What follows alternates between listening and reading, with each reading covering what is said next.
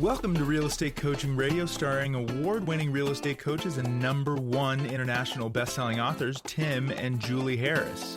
This is the #1 daily radio show for realtors looking for a no BS, authentic, real-time coaching experience. What's really working in today's market, how to generate more leads, make more money, and have more time for what you love in your life. And now your hosts, Tim and Julie Harris. Welcome back. This is Tim Harris, and I have a very special guest for this week's World's Greatest Agent Interview Series, Mr. Chris Heller. Now, the reason you need to be paying a very close attention to what Chris has to say is because he has come from the real estate industry in many meaningful ways. An amazing individual agent. He ran an amazing team, still does. He was the CEO of Keller Williams, CEO of OJO Labs, and a whole bunch of other things. So when you're listening to Chris, I want you to remember the different facets of his background and the advice that he's passing along. And Chris and I have been friends for decades. Julie and I and Chris have been friends for decades. So don't be surprised if the conversation is a little bit more casual than maybe you're used to. So Chris, welcome to today's podcast. Hey, Tim, thanks for having me on. Good to see you. Yeah, good to see you too. So we met originally when we were both coaches for MFO. So how crazy is that? Yeah, long time ago. And you were one of the original coaches there too, weren't you? Like one of the original 3? Yeah, there was actually 5 of us when he was expanding. The first time he needed to hire more coaches, or that he hired agent coaches, I was one of the 5 agents that he hired. So that was that was a long time ago. That was it was in the 90s. Chris, you coach full time, and Julie and I used to have full schedules where we coach 60 to 70 agents per week. I don't know if you ever were that, if you took on that many. Yeah, we were crazy. No, but nor did I have the patience for that. Well, that was our buds training, right? That's what Julie and I saw it as. But have you ever experienced anything that required that level of prolonged, intense work before or since coaching agents? No, it was a different, all I had done before that was, sold lots of houses as an agent. My team, as I sold more homes, I needed more people. There was no concept of a team back then or building a team. It was just you hired more people to help you do more. But coaching agents became, it was a whole nother level, right? It's not only of my mindset and my preparation, but then also working to help someone achieve their goals. And what I found more times than not, I was more committed to them succeeding than they were. And then that just became, for me, a source of frustration. So my coaching career was not that long-lived. Well, it is fascinating what you just said. It's motivation, right? And Julie and I were just doing our podcast prior to this. And one of the questions on Fridays, we do questions from listeners. And one of the questions was from somebody who was frustrated because they've been listening to us on the podcast for years, and they know they need to pick up the phone because they know all the passive lead generation sources don't work as well and the rest of it, but they just couldn't get themselves to, pick up the phone. I'm going to make this into a question for you because it wasn't easy to answer. And, they were looking for some sort of inspirational, all of a sudden we are going to just give them some few words. It's going to change their life. And there is no such thing. So when you are facing down that with a lot of your coaching clients and people in general, how do you help them move past that? My mentor used to always ask this question is, what's your option?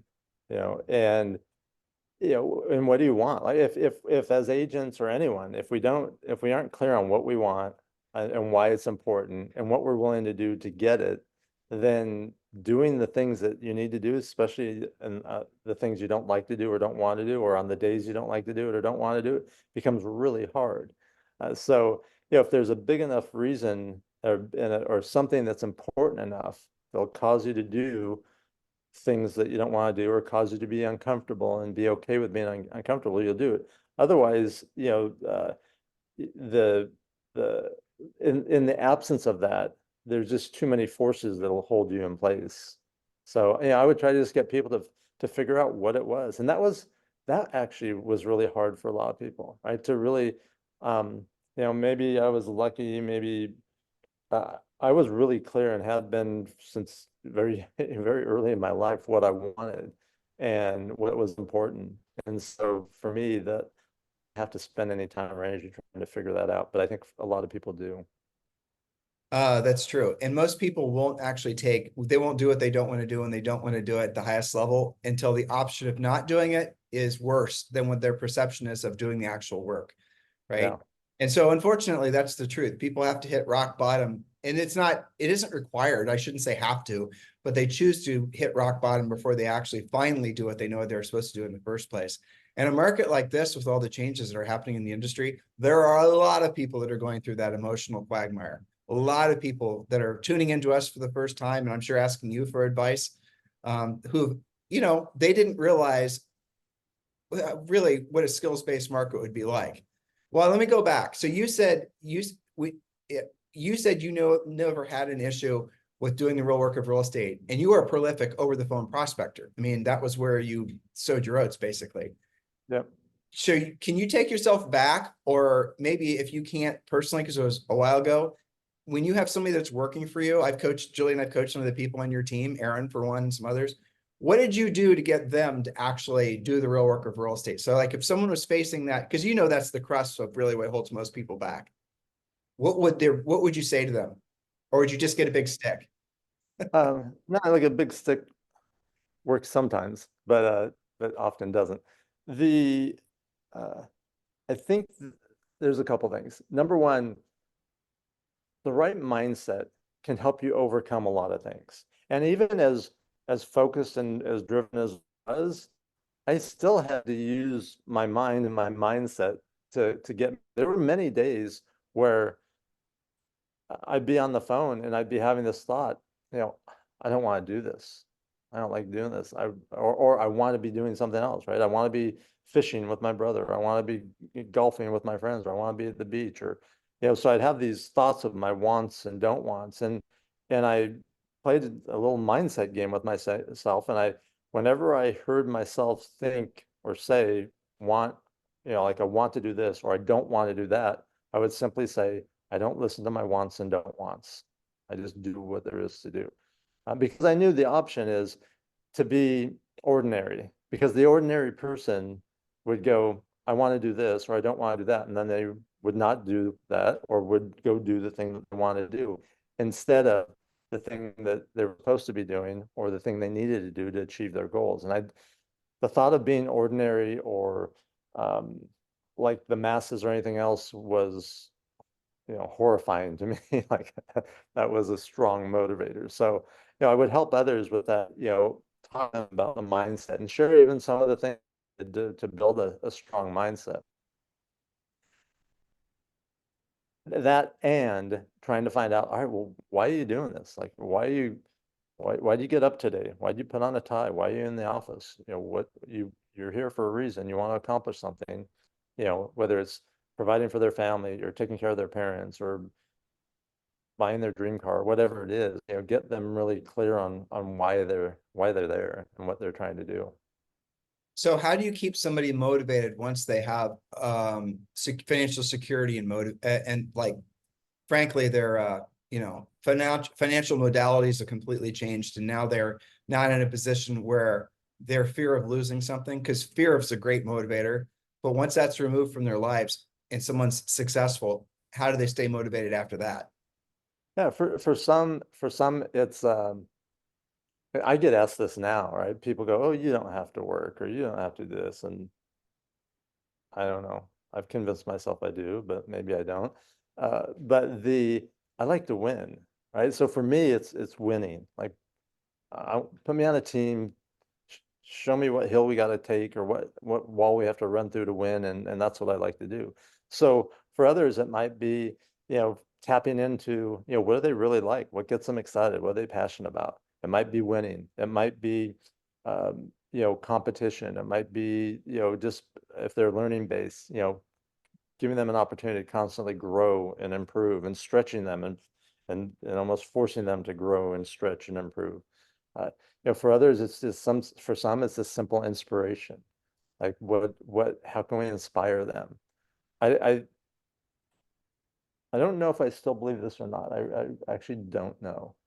But I used to have the thought, and maybe it's still do, that you can't create motivation. That people have it or they don't.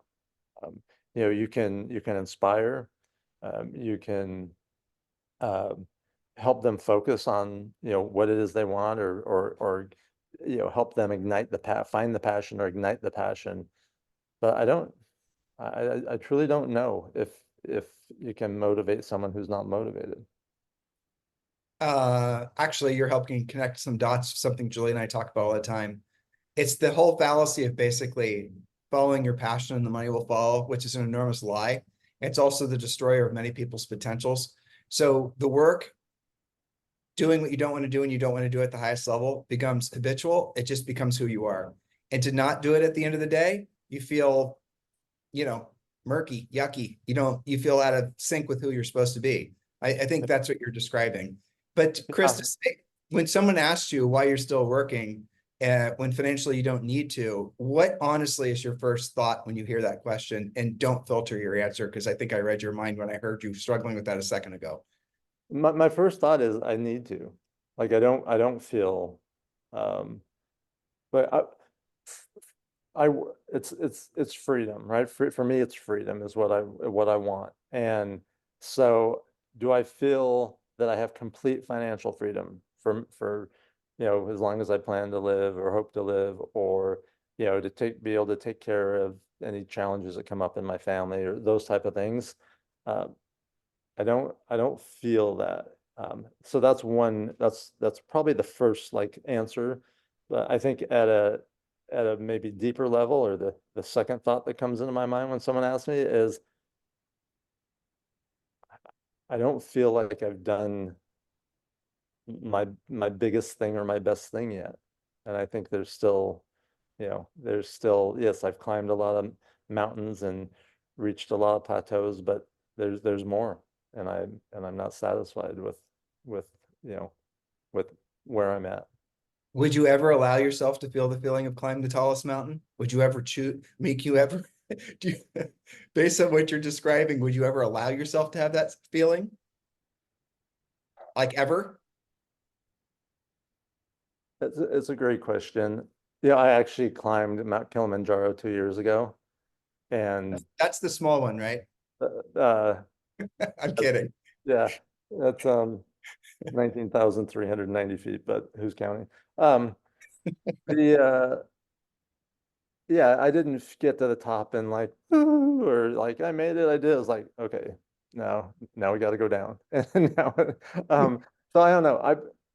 Maybe not. The truth is, maybe not.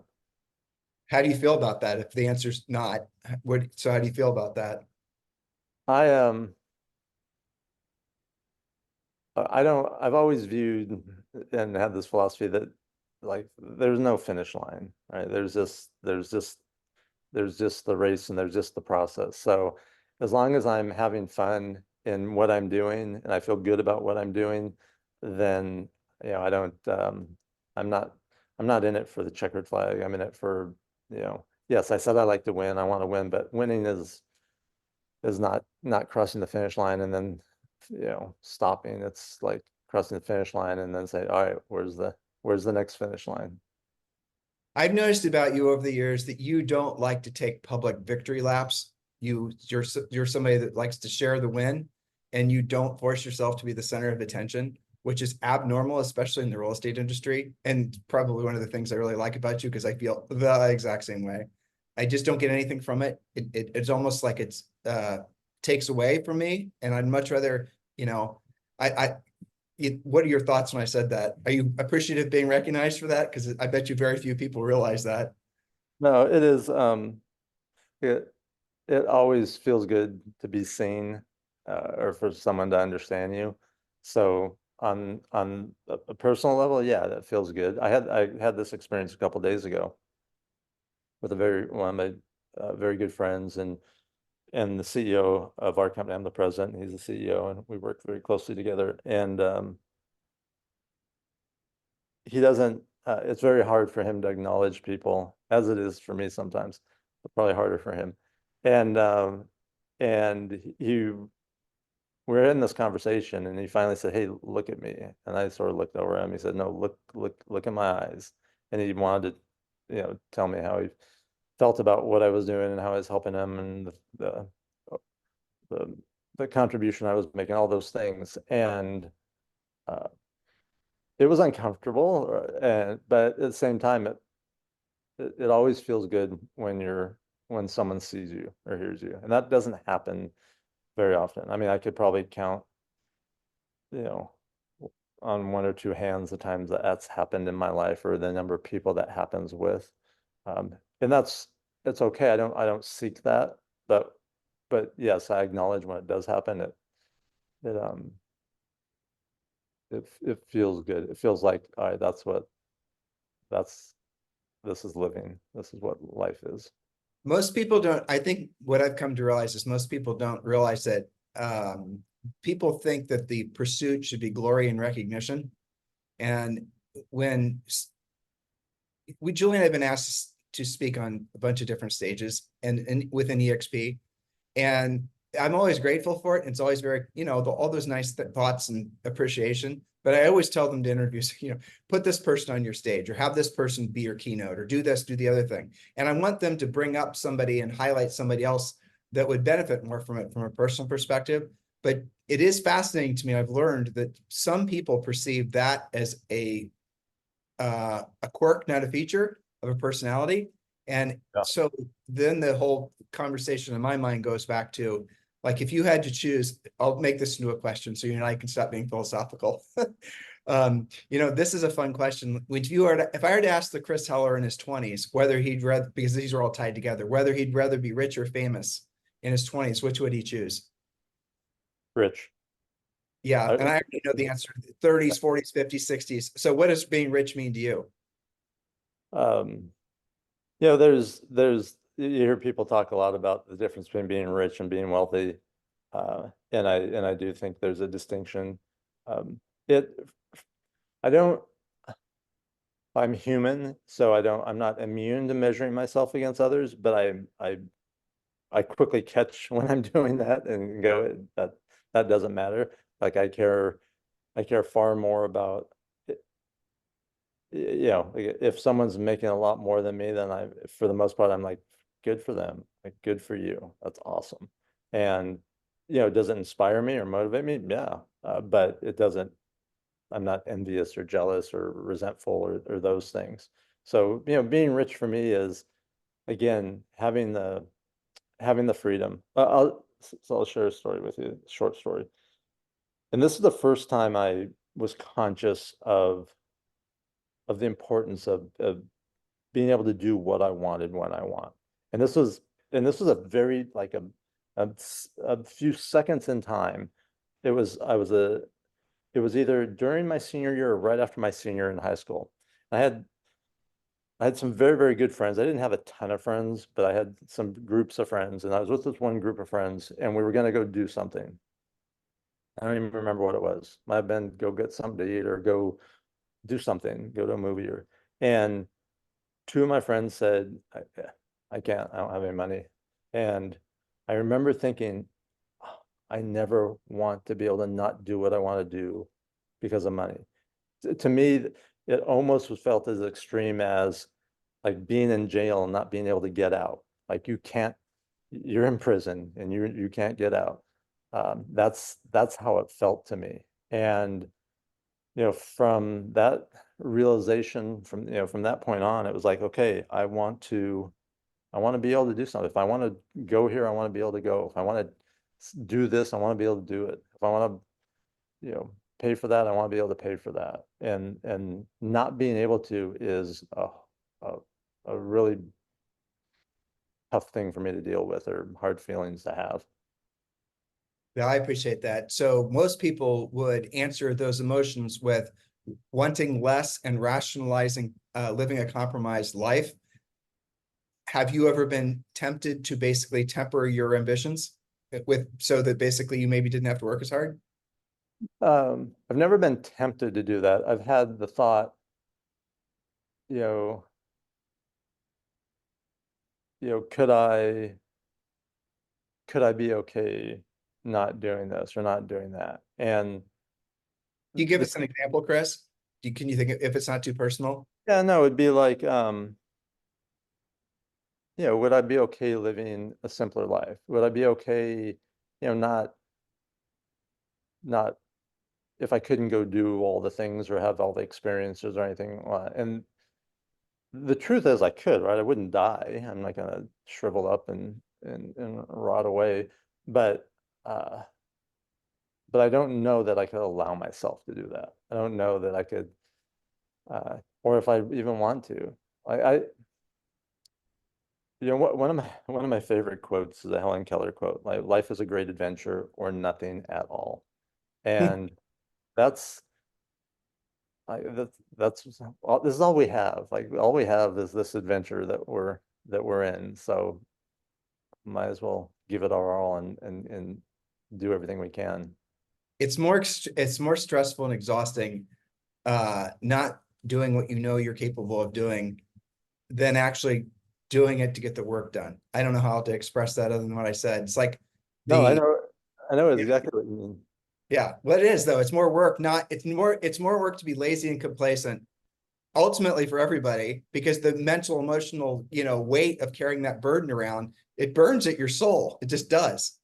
Well, and it's also you'll probably remember this, 20 years ago or more. Um, Mike used to say this. He'd say, having no money is stressful. Having lots of money is stressful, right? People with lots of money their problems don't go away. But at least if you have lots of money, you have a means to take care of your problems, or you have more options. So if you're gonna have stress, might as well do it with more than with less. Yeah, I think a lot of people, if they're to really be honest with themselves, the thing that they fear, you've heard people say this before, the thing you fear the most is your potential. But where we live now, we've gotten to know some local artists, some very famous local artists, or not local, but one of them in particular is internationally well-known artist, Alec Monopoly. And, I was listening to him say that the thing that stresses him out isn't that he has work to do, he has lots of commissions to do, and he has lots of responsibilities, is that he's going to leave something unpainted that he sees in his mind. And I think that ultimately is what you're expressing. So I appreciate that. All right. So you said something here, which I'd love to drill down on. Rich versus wealthy. What's the difference? Yeah, I think in so I'll give you my definition. I don't there may be multiple definitions. I'm sure there are, or people have different definitions. For me,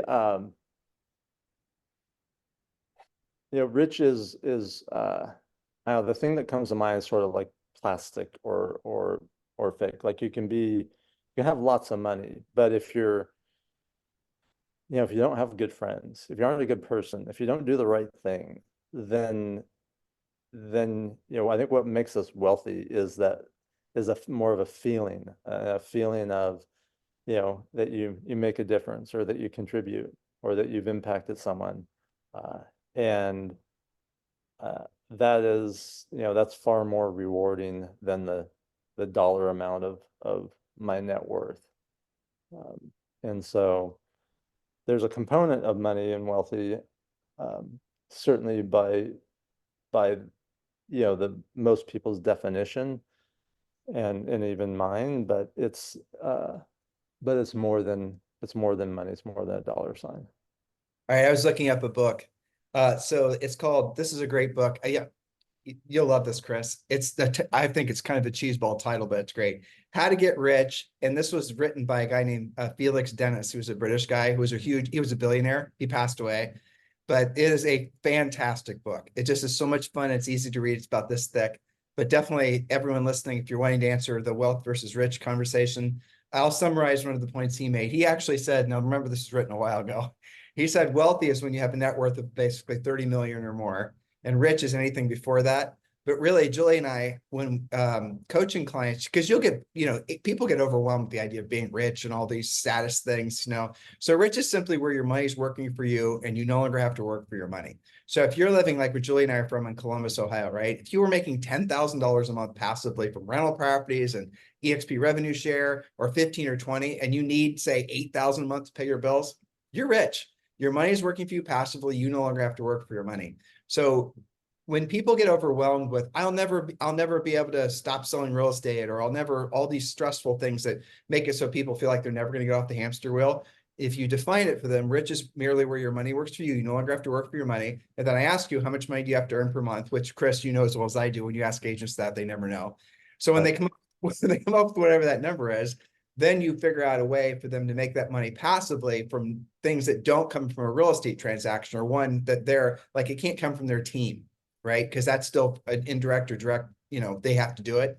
But if it's going to come from dividend paying stocks, if it's going to come from maybe insurance annuities, if it's going to come from rental properties, obviously, it's going to come from EXP revenue share, and they cover all their personal overhead, that is enough for most people to truly be rich, because they never have to work for money again. I mean, Yeah. that changes everybody's life. As soon as they have that realization, if I earned that, just giving that to somebody as a gift, then the next question is, well, how do I get there? I have a call exactly like that after this interview, where someone is in our EXP revenue share group. He's struggling financially. It's someone Julie and I, truly care about. And he's finally ready to learn how to build his revenue share group. And he's finally receptive. Why? Because he had to sell his house, and he's got 4 little kids because they needed the money, and he had a ton of equity in it. And he had been burning the candle at both ends.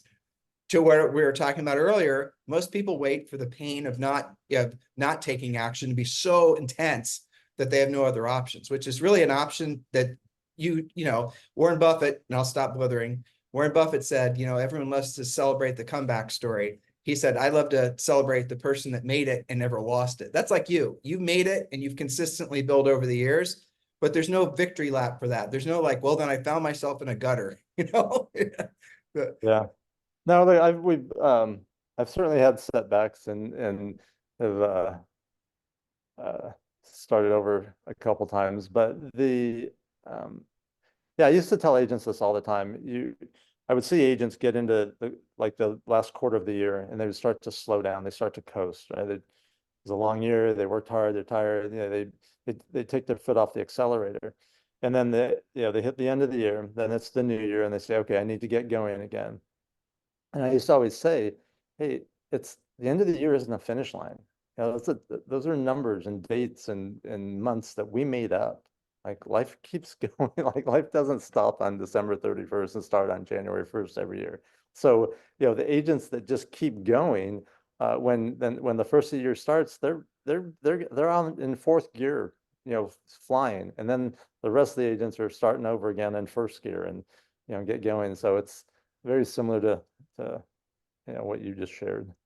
Well, Coach, you just, this too, but tell agents not to forget about the end of the year. Your new year begins October 31st, and hit the hard reset then. If you need to take some time off, do it around Halloween, and then just, work forward as fast as you can. But yeah, that's anybody that's in the business, any business for a long period of time knows that that's true. You got to work when other people aren't working. You got to do what other people aren't willing to do. You have to, during this greatest times of change is where the most wealth has always been created in the history of man. And that's what we're experiencing right now. Yeah. This is the time of opportunity. Wealth now, they're just keeping their heads down. They're doing the work. And that's where 3 or 4 years from now, people are going to go, what the hell did Bob come from? Or in the real estate markets, it's going to be a year from now. They used to be the big, top agent because of all their branding and all the rest of it. And now they're not, because someone, insurgent came in and took all their market share. That's what's happening right now. So if you don't mind, can we pivot and talk about teams? Because Sure. Julie and I started our real estate team in 1997. And back then, and this as well, teams actually, even on the buyer agent side, were quite profitable. You could have buyer agents and you could actually make 50% or 60% off of them, but everything has changed. And one of the really worst parts of the pain that people are going through, a lot of agents, teams in particular, are going through right now, is they're starting to doubt themselves because of the fact that they're still trying to make an obsolete business plan work without updating it. Can you speak to that? Yeah, I for years and years and years, was able to keep my expenses below 50%, or sometimes they'd hit 50%, 45 to 50%, and which means you could build a really profitable business. And now teams struggle just to be profitable, period. And to your point, things are always changing, always evolving. Technology is forcing change and forcing changes in our behavior and our psyche and our expectations and those of our consumers. So we can't keep operating the same way with the same models and expect that the same results or that things will come back to us. You know, time doesn't stand still. Things keep moving forward, and we have to keep adapting to keep up or stay ahead of it. And so for teams, it's like, okay, really examining, all right, is what you're doing working? Does it scale? Do the numbers work? Or as a friend of mine says, does the math?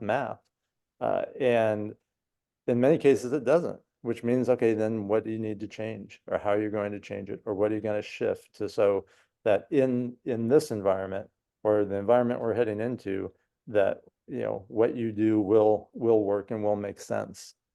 There's I think for a while people, and maybe this was, I don't know why, I'm not going to try to figure out why, but for a while people have gotten okay with, hey, I'm just investing in the business, or I'm just putting money back in, or I'm just, no, when you're in a service industry and you're a service business, you have to be profitable, right? This is not, you're not making an investment on something that someone's going to come and buy from you and you're going to make your money on that exit.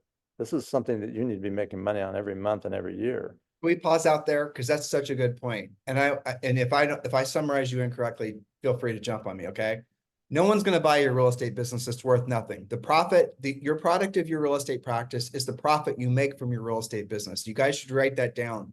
The product of your business is happy customers and sold houses and all these other feel-good things, but the real true product of your business is profit. And if you're not making the profit, then you're running a non-profit business, which means you're going to be out of business effectively. So it's really important. And Chris, the whole ethos of reinvesting in your business constantly, that comes from the tech sector, because those guys were all venture funded. And when they would, and you know about this, when they get that big investment, the whole deal was they have to continually respend the money so they can get their next round. That has, essentially made its way into the real estate industry. But agents really, truly don't understand when they're listening to somebody giving advice from their TEDx talk.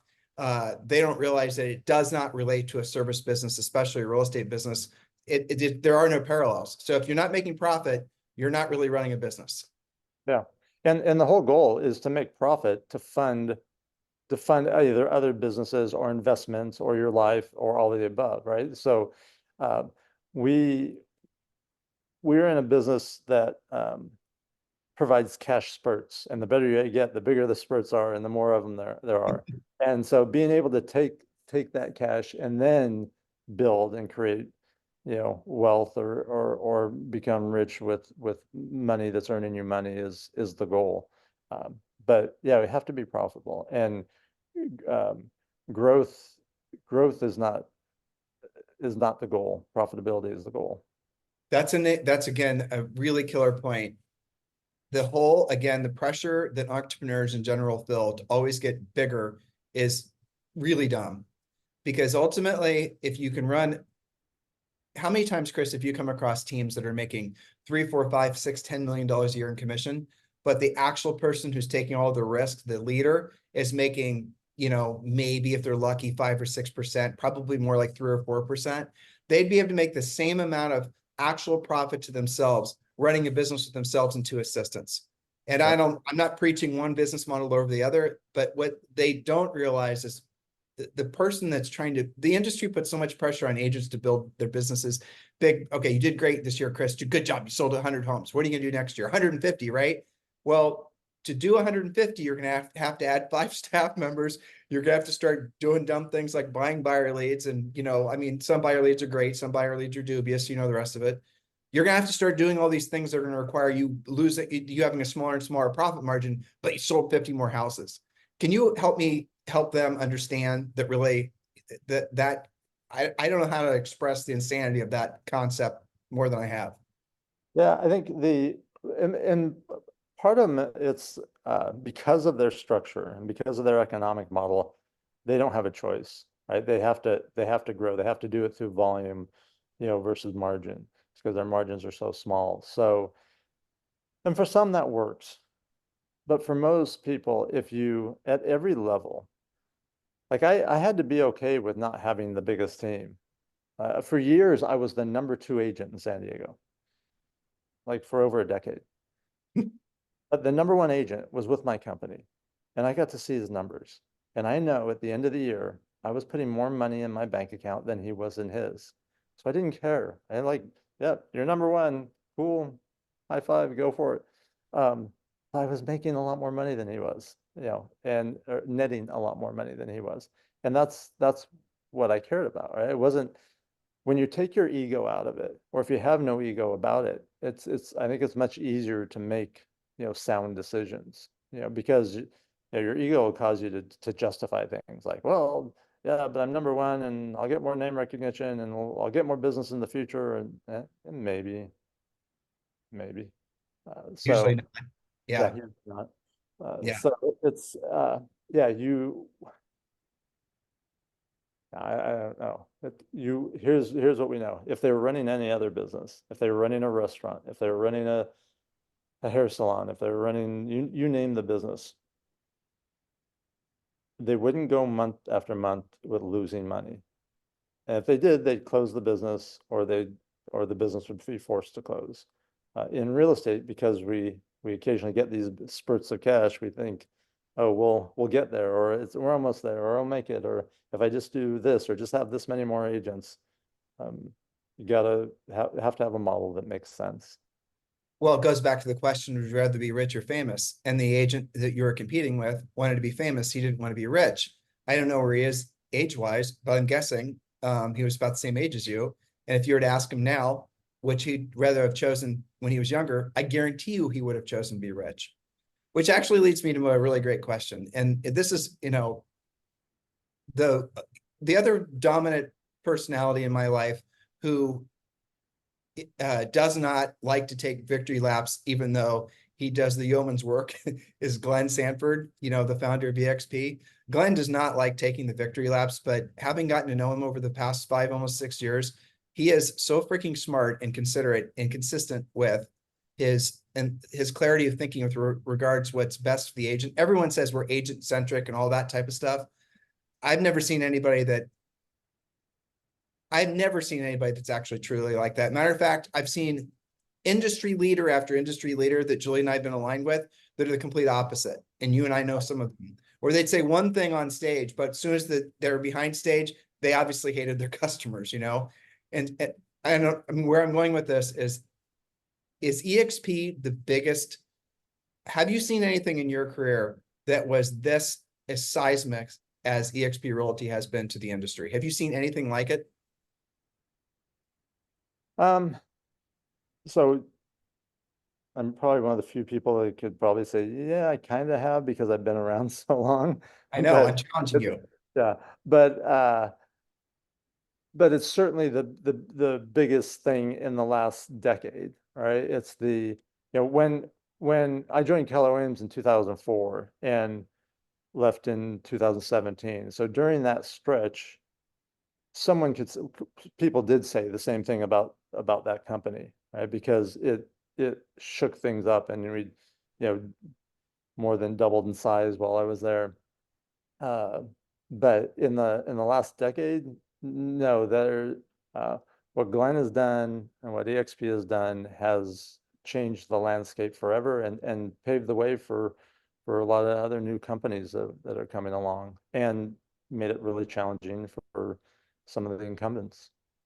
It has. And the best thing that I can see is the agents, especially those, for everyone, it makes sense, right? The business model it doesn't matter where you are, new agent, big broker. We're talking to, 2 big brokers right now, one with 2,000 agents, another one with significantly more than that. And when you pen it out, the numbers are just an absolute home run, but it's also true for new agents as well. We can talk on and on about EXP and as far as it being what Julie and I feel is the biggest thing in real estate. And Julie and I were around when Keller Williams was forming, building their momentum as well. And it's true. But I guess it's also important, since you brought that up, to have folks who don't have as many years in the industry to understand that generally speaking, you'll have a couple brokerage models that are dominant for decades, not just for years. And if you put it in perspective, it's natural for these, businesses to have their peak and their trough over 30, 40 years. And if you think about EXP and where it is, it's on its growth cycle, it's really hard to know for sure, but it feels like it's just getting started, especially because these times have changed. Yeah, it's certainly still in the early stages, even though the company's been around for over a decade. It's the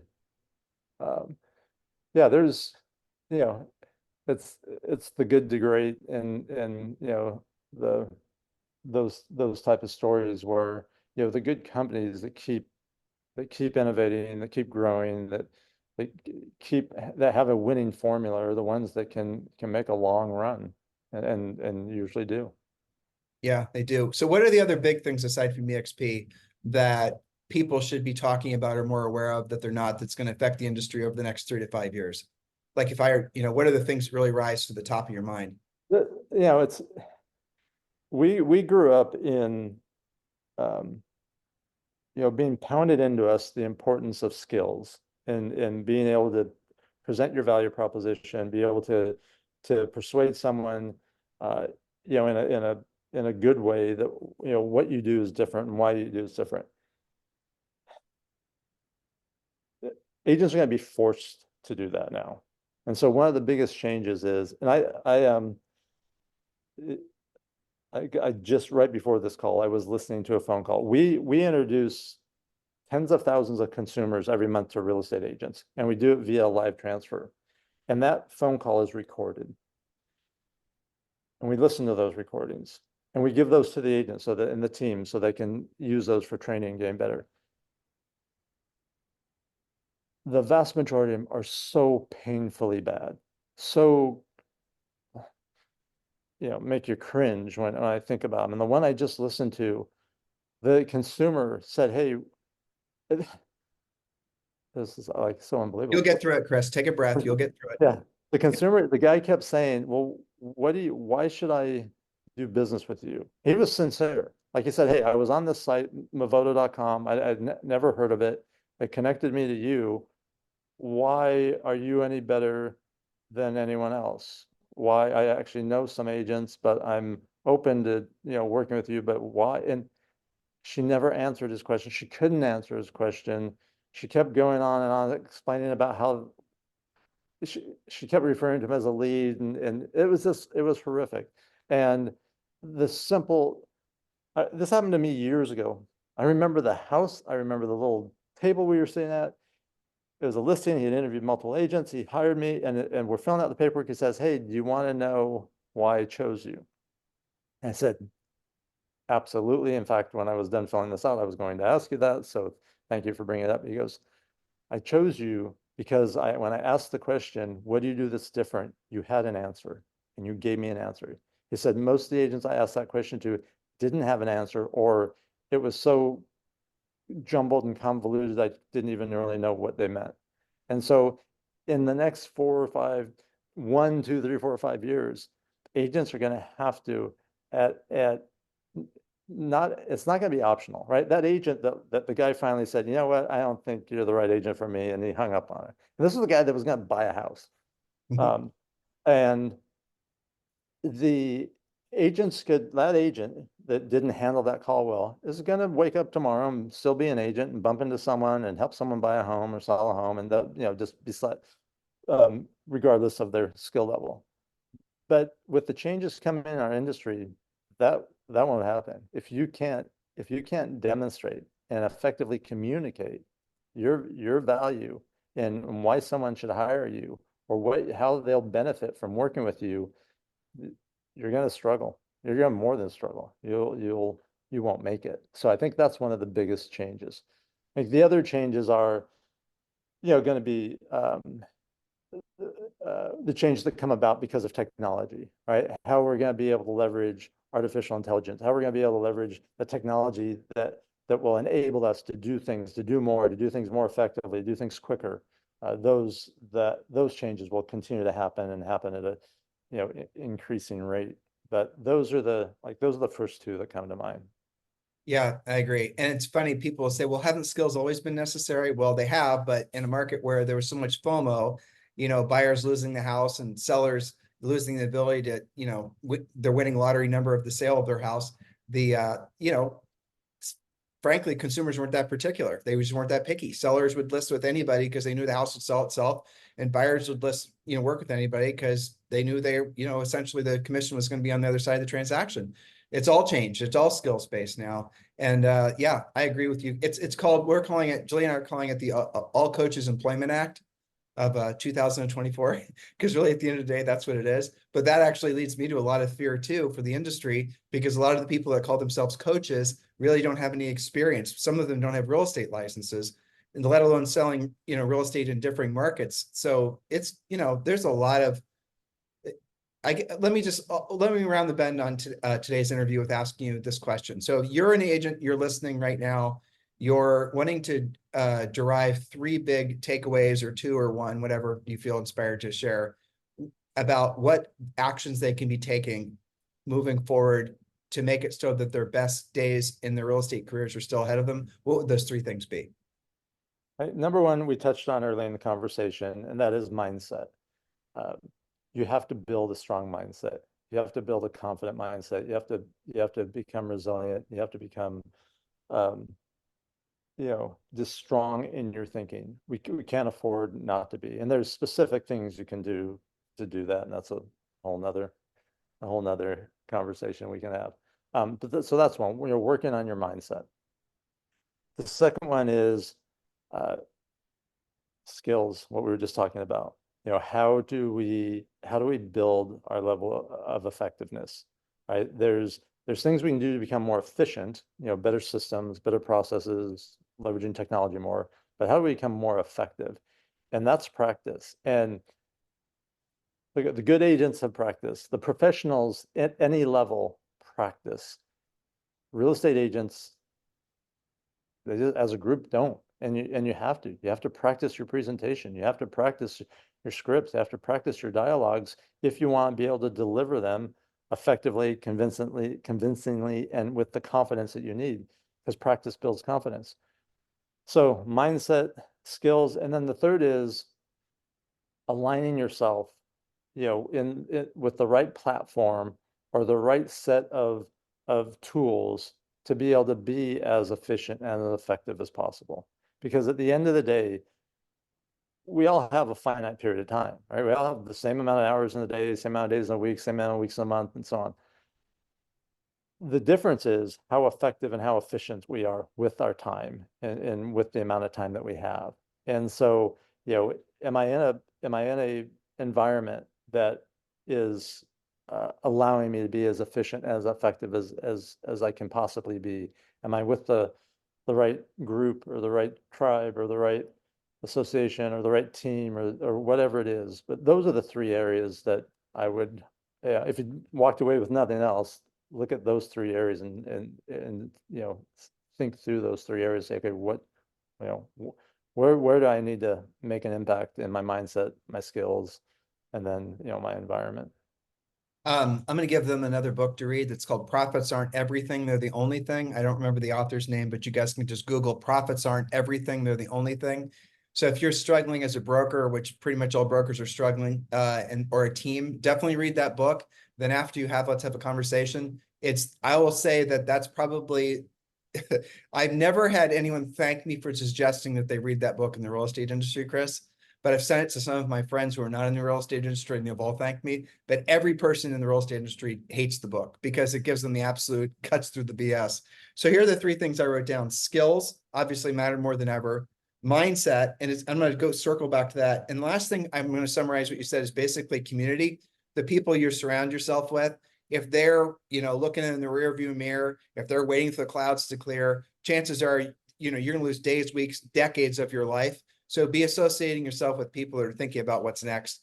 Now, the mindset thing, I do want to talk about this a little bit. I was going to try to end, but so what's more powerful at building your mindset than taking action? I don't know, we could debate, but that's certainly one of them, right? It's when you're in action, regardless of what you're doing, you're moving, and in most cases, hopefully, you're taking action and moving you forward, and that builds momentum, that builds confidence, that builds a strong feeling. When you're not taking action, it almost does the opposite to all those things. It's like, there's, uh, I have a good friend, she just always say, you can either be in your head or in action. And you don't want to be in your head, you want to be in action. And I think that's, you know, action is a powerful thing. It's, and I would add to it, I say taking action in the activities that will move you forward, and the activities that are aligned with where you're trying to go, right? I don't think we'd have a debate at all, Chris. We're saying the same thing. Because Yeah. what happens is when you're in action, your mindset changes. Like if you want to go to the gym and you want to lose, 10 pounds or whatever, what are you going to do? What most people do: read books, watch videos, listen to gurus on YouTube, start some strange diet, all these other things. And, eventually one day they're going to get the motivation to actually feel like going to the gym. Where the reality of this, if you go to the gym and you're doing the activity, after about 15 or 20 minutes, your physiological state changes and you actually want to do the activity.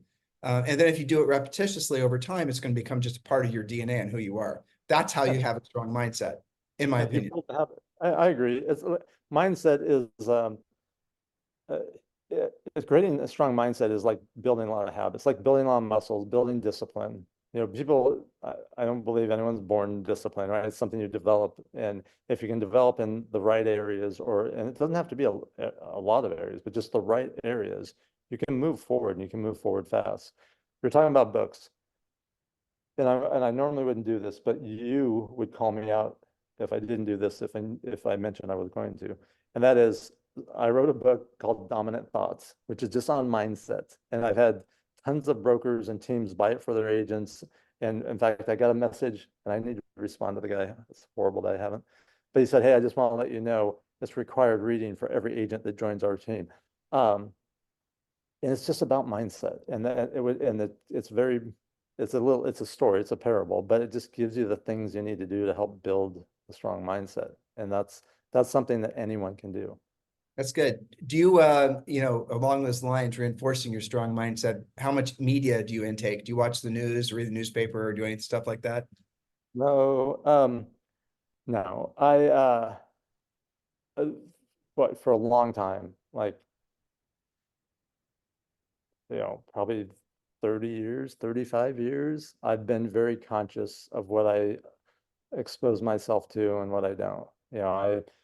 I screen out as much negative as possible, and at the same time fill it in. I've always operated, you'll appreciate this, Tim. I've always operated like there's a finite amount of room here. And so, what am I going to fill that space with? And I, I try to limit the negative and, put in the positive. When I'm in Austin, I walked our office. It's a 2-mile walk, and I'm listening to audiobooks, every day, and I'm listening, and not to murder mysteries. I'm listening I'm listening to good books that help with the mindset. I'm not listening to the news or those things. And people go, well, how do you know what's going on?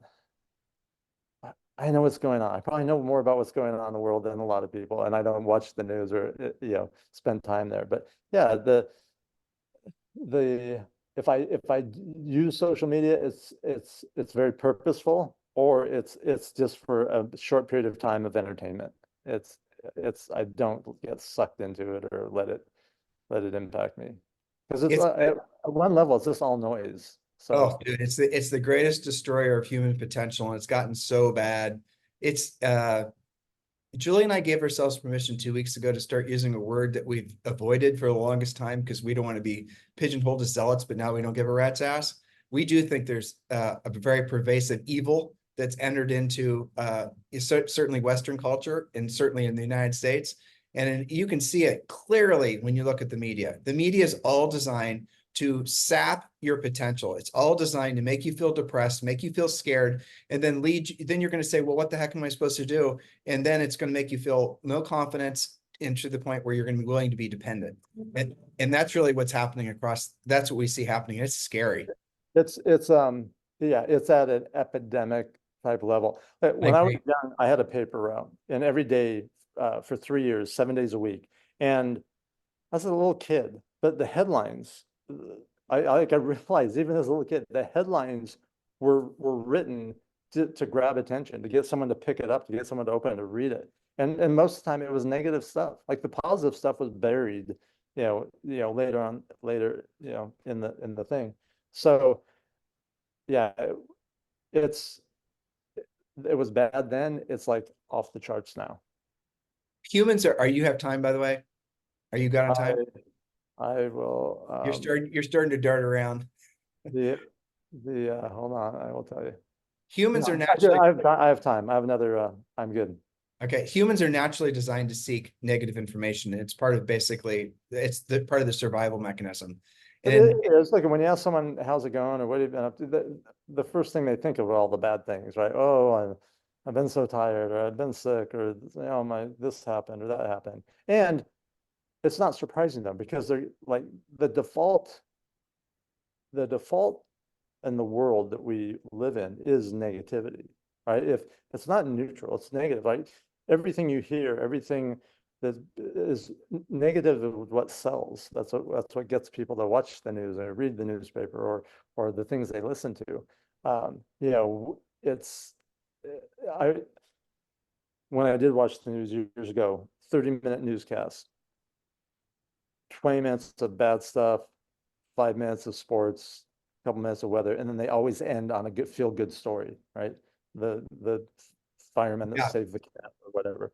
But it's like people want, they need that sometimes, maybe to make them feel better. I don't know what it is, this kind of psychology. Chris, it's physiological. Julie and I've studied this because we wanted to understand it as well. So what happened was, as humans were, I'll use the word evolving. As humans were evolving, you didn't like you and your family is walking out of this jungle this direction, and Julie and I, our family, are coming this direction. So when our paths cross, we're wanting to exchange information about what the direction we just came from, and I'm wanting to know about the direction you just came from, because I want to know. I don't care if there's some lovely freaking flowers around the corner. I want to know if there's a saber-toothed tiger over there, and you want to know if there's what I had to deal with coming my path. And so the natural exchange of gossip and bad news is hardwired into our brains because it's a survival mechanism. That's really what it is. But what's happened is, because that trigger is already in our brains, the media has learned how to manipulate it to the point now where we're almost completely out of control, because we're always hardwired to think the world is all negative. Like you said, that you thought the world feeds off negativity. I don't think and you know this, Chris, because if you remove the negativity and you remove the media from your heart, from your life, from your mind, from your eyes, you don't see negativity everywhere. It doesn't feel like that. Everything feels, I think, frankly, very optimistic and positive. Yeah, I agree with that. And I see it I see it in business. I see it in our business. I see it in other businesses, where when you remove that stuff, it's like taking filters, off your vision, and you can actually see things clearly. You can see opportunities. You can see things. But when you're looking through that filter of fear and negativity, you're blinded to opportunities, and all you see are the challenges and all you deal with are the fears and the concerns and the insecurities and everything else. And that's why in times like this, the people that are able to see through the fog, or to see clearly, are the ones that go, okay, where's the opportunities? I thought, what's not happening? And the date that the NAR settlement was announced, the vast majority of people were just like losing their minds for days, some still. And the world's ending, fear, anger, just conspiracy theory, like everything. And I saw a few people and a few teams and a few agents and a few business leaders saying, all right, where's the opportunity? What are the actions I can take? What do I need to do? How can I capitalize on this? And the difference was, there are a lot of differences, but one of the differences was the difference between reaction and action. A lot of people were in reaction mode, and a few were taking actions. A few were preparing. A few were, okay, what am I need to do? If the rule's changing, what do I need to do to win with the new rules? If the rule's changing, what can I do to do even better with the new rules, versus all the reaction? Well, yes, 100%. I know at EXP, we were talking about what we are going to do to basically make the most of this new market. But ultimately, if you don't believe tomorrow is going to be better than today, if you are convinced that, there's a zombie apocalypse that's going to be around the bend and we're all going to be living in just the horribleness that the media wants you to believe is going to actually happen, where's your motivation to do what you don't want to do when you don't want to do it today? I mean, for example, if there's all of a sudden we discover the world's going to blow up a week from now, I promise you, I'm not going to the gym. No freaking way. I'm going to Krispy Kremes, 100%. I'm having pizza, Krispy Kremes, and wine. I'm not taking a shower either. Sorry, Julie. But I'm just saying. I mean, so if people don't believe their tomorrow's going to be better than today, they're not going to do today what they need to do to make it so that their tomorrow is better than their today. And that's something a lot of people struggle with. Things are hard, right? Like it's doing what you need to do is hard, right? It is. It's just there's no easy path. It becomes really hard when you're trying to do it through that negative filter or that they're like invisible anchors that you drag around, because those feelings, right? And if you can just cut those anchors, you can just move a lot faster and a lot quicker through things. You can. And the first thing to do is realize you have the anchors, and the easy button, if there is such a thing for that, is to go media free for a day, a week, a month, and you'll start feeling this bizarre sense of, well, frankly, you'll feel withdrawal at first, then you'll feel a sense of relief, and then nature abhors a vacuum. And so don't allow that vacuum to be filled with more negativity. Look for ways to basically make it so that, you can now elevate yourself to the next level. Look for human helium is what we say. And, that's what, you and I think, bring to each other. And that's what EXP, the environment there in the community, has been for so many people. I was just going to say, that's why the community is so important, right? Because it's not just the social media or negative news, it's also people, like who you spending your time with. Yeah, are you spending your time with people that are building you up and that really see who you are and focus on your strengths, or are you spending time with people that are like, it's the old adage of how you keep a crab in a bucket, put another crab in, they'll keep pulling them down as they try to climb out. Who are you spending your time with? What's your environment like? What's your physical environment like? All those things that impact our mindset and our ability to be able to see the good and see the opportunities versus the doom and gloom and fear. Yeah, indeed. So Chris, listen, thank you for your time today. I really appreciate you being so generous with your time. I know you're extremely busy. I appreciate the opportunity. This is I get interviewed a lot, do a lot of conversations. This one I was looking forward to, and as I thought it would be, it was just a good conversation between two friends. So I appreciate you for that. Yeah, God bless you, man. And next time you are in Puerto Rico, look us up. You mean the first time I'm in Puerto Rico? Oh, come on, man. It's beautiful here.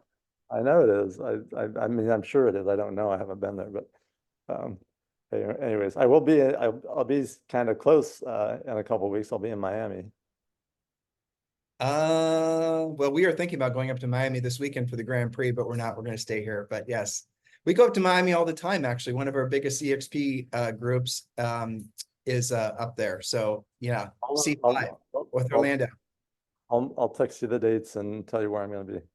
Okay, cool. All right. Hey, thank you for your time today. Listeners, I know you love this interview, but you know what? I'm going to be honest with you, even if you didn't, I loved it. I love spending time with Chris.